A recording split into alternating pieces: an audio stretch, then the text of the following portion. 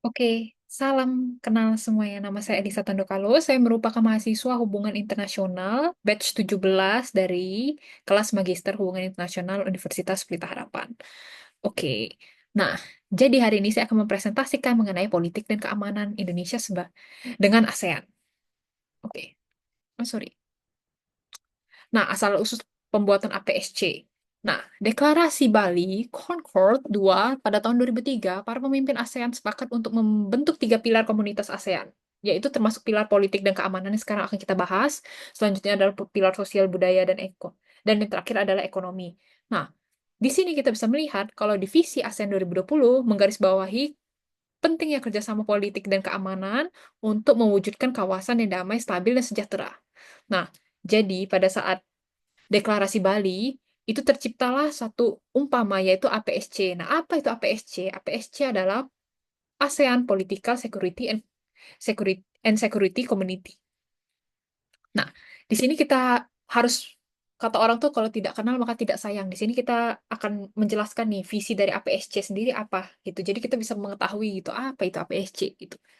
Nah, visinya itu adalah membangun masyarakat yang demokratis dan bertata kelola baik, memperkuat institusi demokrasi, mendorong partisipasi masyarakat, dan pemberantasan korupsi di kawasan ASEAN.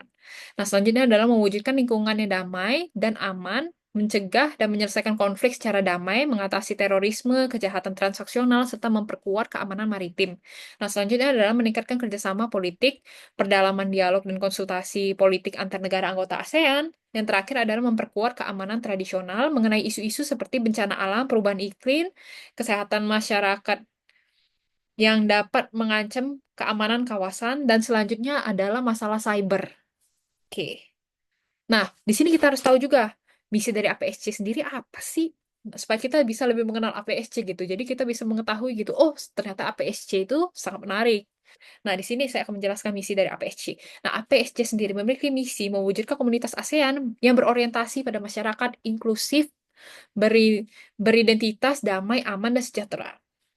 Nah, selanjutnya adalah memperkuat demokrasi, supremasi hukum, dan tata pemerintah yang baik. Yang terakhir adalah meningkatkan perlindungan pemajuan hak asasi manusia dan keadilan sosial. Nah, yang terakhir adalah membangun ketatanan kawasan terhadap tatanan keamanan tradisional dan non-tradisional. Yang terakhir adalah mendorong keamanan dan stabilitas regional melalui dialog dan kerjasama. Nah, kalau misal teman-teman tanya, tapi apakah kita memiliki tentara untuk tentara ASEAN gitu? Misalnya anak buah dari APSC gitu. Sebenarnya sih masih belum ya sejauh ini, karena masih ada hal lain yang lebih diprioritaskan oleh ASEAN. Dan juga kita bisa melihat kalau ASEAN ini sebenarnya wadah untuk kita melakukan kolaborasi ekonomi gitu, lebih ke ekonomi sebenarnya. Tapi dengan adanya APSC sendiri, ternyata ASEAN itu juga ada fokus-fokus lain gitu yang bisa kita lihat. Nah, selanjutnya adalah ASEAN dan Indonesia dan ruang lingkup APSC. Nah, anggota Indonesia adalah anggota aktif dan pendiri. Nah, nomor satu, Indonesia merupakan salah satu negara pendiri ASEAN dan secara aktif terlibat dalam pembentukan dan implementasi dari APSC.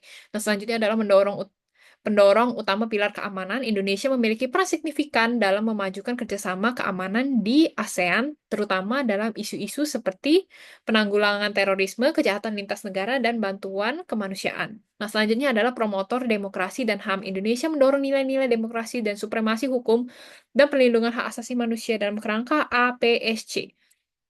Nah, selanjutnya adalah mediator pemecah masalah. Indonesia seringkali mengambil peran sebagai mediator dalam sengketa dan perbedaan pandangan antar negara anggota ASEAN. Misalnya, kita ada tahu kasus Myanmar. Nah, Indonesia itu sempat ingin menjadi mediator, tapi belum memberikan hasil yang maksimal hingga saat ini. Nah, selanjutnya adalah kontributor gagasan dan inisiatif Indonesia secara aktif menyumbangkan ide dan inisiatif untuk memperkuat kerjasama politik dan keamanan di kawasan. Nah, di sini kita bisa melihat prospek kebijakan luar negeri Indonesia di kawasan Asia Tenggara.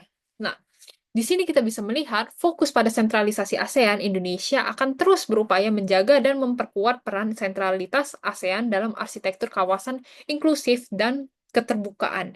Nah, selanjutnya adalah prioritas dan stabilitas perdamaian. Kebijakan luar negeri Indonesia akan terus menekankan pentingnya stabilitas regional, penyelesaian konflik secara damai, dan melakukan dialog dan diplomasi. Yang selanjutnya adalah peningkatan kerjasama keamanan non-tradisional. Contohnya, Indonesia akan semakin fokus pada kerjasama yang mengatasi tantangan keamanan non-tradisional seperti perubahan iklim, pandemi, dan keamanan cyber.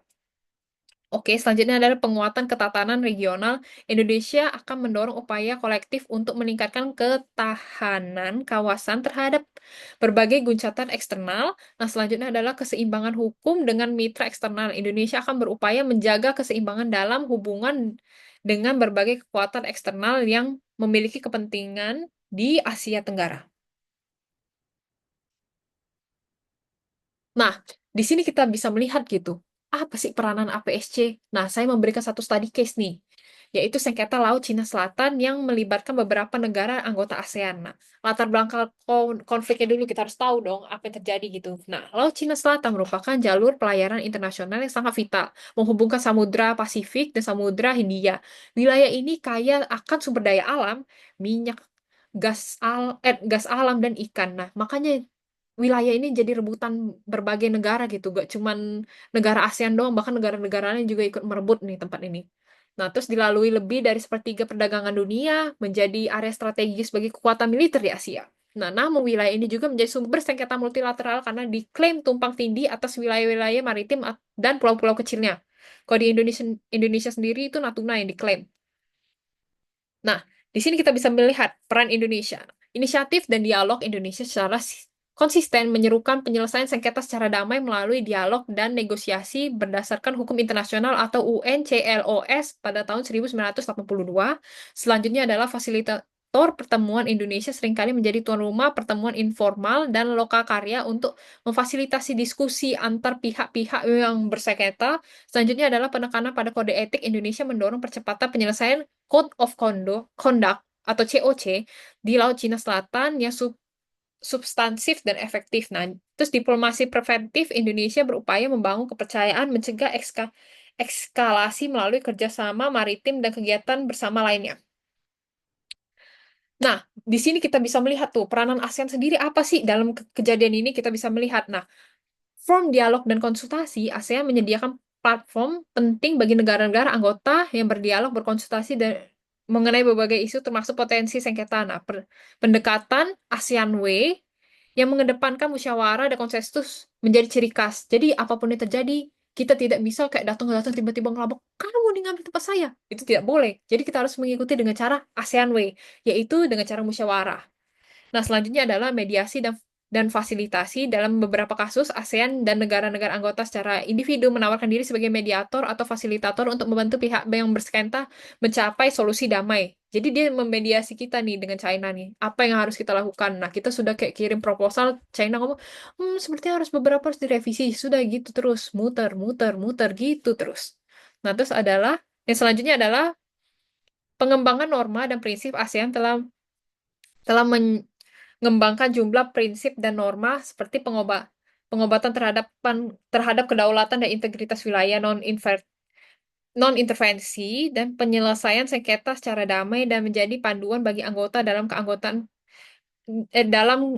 anggotanya dalam pengelolaan perbedaan. Nah, selanjutnya adalah menjadi sentralitas ASEAN dalam sengketa melibatkan kekuatan eksternal. ASEAN berupaya mempertahankan perannya sebagai platform utama untuk dialog kerjasama dan memastikan bahwa dinamika eksternal tidak mengganggu stabilitas kawasan. Nah, kesimpulannya di sini kita bisa melihat secara keseluruhan APSC merupakan pilar krusial yang mewujudkan visi komunitas ASEAN yang berorientasi pada masyarakat damai dan aman dan sejahtera. Blueprint menggariskan tujuan ambisius memperkuat demokrasi, supremasi hukum, keamanan kawasan dan kerjasama politik. Indonesia sebagai anggota aktif dan pendiri ASEAN memiliki peran signifikan dalam mengimplementasikan APSC mulai dari mendorong kerjasama keamanan hingga mempromosikan nilai-nilai demokrasi ke depan. Nah, ke depannya, kebijakan luar negeri Indonesia di Asia Tenggara kemungkinan besar akan berubah fokus dan pada sentralitas ASEAN, stabilitas regional, dan peningkatan kerjasama keamanan non-tradisional. Studi kasus yang kita ambil ada sengketa Laut Cina Selatan menyoroti bagaimana ASEAN termasuk melalui kerangka APSC berupaya memfasilitasi dialog dan mencari solusi damai meskipun dengan tantangannya.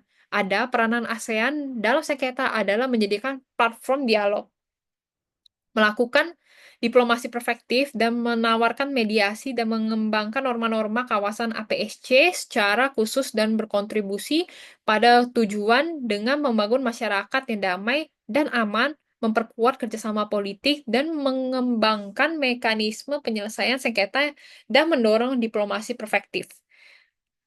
Oke, kesimpulan terakhir adalah meskipun tantangan dalam mewujudkan integrasi politik dan keamanan di kawasan Asia Tenggara tidaklah kecil, APSC tetap menjadi kerangka kerjasama esensial dan dengan komitmen dan kerjasama yang berkelanjutan dari seluruh negara anggota ASEAN, termasuk negara aktif seperti Indonesia, APSC memiliki potensi besar untuk menciptakan kawasan lebih stabil, aman, sejahtera bagi seluruh masyarakat ASEAN.